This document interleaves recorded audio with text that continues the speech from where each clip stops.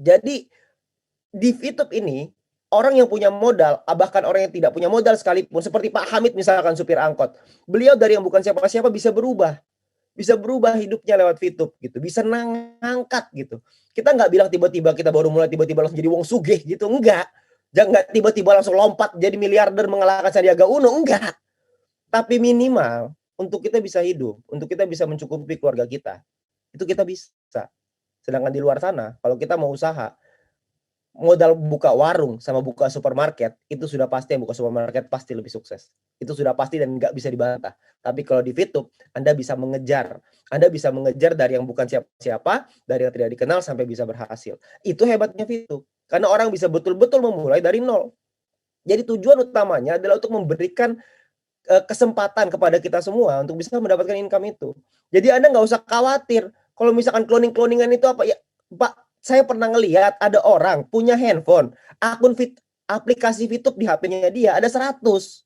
Anda nanya sama saya, "Boleh nggak, Pak?" Ya jelas nggak boleh. Ada 100. Itu 100 isinya siapa itu? Dedemit, hantu semua tuh di situ. Ya jadi jangan bukan cloning dalam arti itu, "Wah Pak saya punya 3, saya punya 4." Ya kan wajar Pak, kita punya misalkan kita sudah menikah, kita punya istri 1 atau suami 1, punya mertua 2, punya, orang tua kita 2, ada 5, ya ada 6 toh.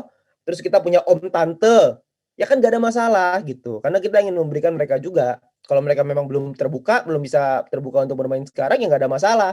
Ya kita yang bantu dulu, nggak ada masalah gitu. Jadi Anda nggak usah khawatir soal itu, karena saya ngelihat banyak orang ketakutan karena hal itu.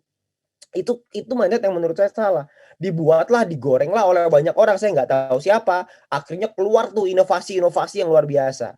4 HP dalam 1 akun boleh, tidak boleh, 10 boleh, nanti di-suspend, jaringan hilang, ada yang bilang jaringan tidak hilang, ada yang tulis do and don't-nya. Saya nggak tahu siapa itu yang membuat, karena itu adalah opini dari leader, bukan merupakan dari perusahaan.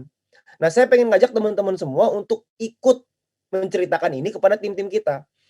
Menceritakan kepada masyarakat-masyarakat kita gitu, kepada orang-orang di Fitup gitu ya, bahwa ya Anda harus tahu pasti bahwa cloningan itu ya intinya kalau Anda bikin rak handphone, Anda colok-colok semua di sana, mereka bermain dengan robot, ya itu ngawur. Tapi kalau misalkan Anda main untuk keluarga Anda, ya nggak ada masalah, Pak. Itu sama sekali nggak ada masalah. Ya bapak saya juga begitu kok, nggak ada masalah gitu. Tapi kalau misalkan Anda misalkan menggunakan cara-cara yang tidak benar, melakukan teknologi-teknologi, jadi kepintaran dari teknologi disalahgunakan, ya itu salah gitu loh, ya. Jadi Bapak Ibu semua Anda nggak usah khawatir soal hal itu.